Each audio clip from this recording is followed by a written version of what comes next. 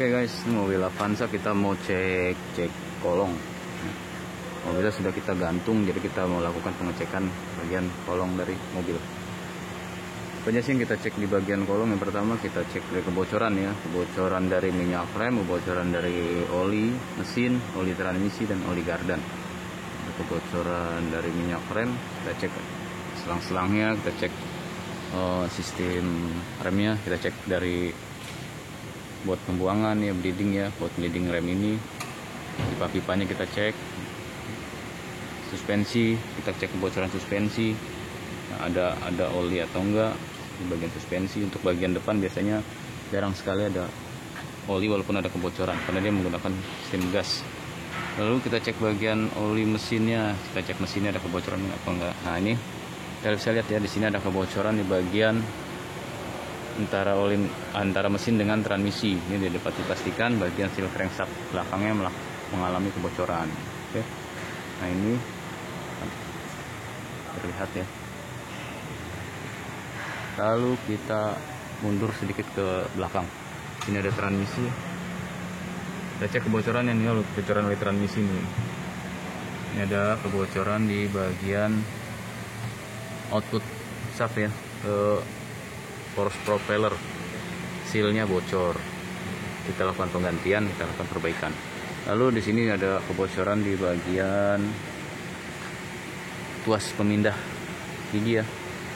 Ini sealnya yang biasa kita sebut seal gentong ya, bocor. Nanti kita lakukan perbaikan. Kita mundur lagi ke sisi belakang. Ini kita sekalian kita cek nih pipa-pipa rem. Ini pipa remnya kita cek ya. Tidak ada luka, tidak ada kebocoran. Kita cek.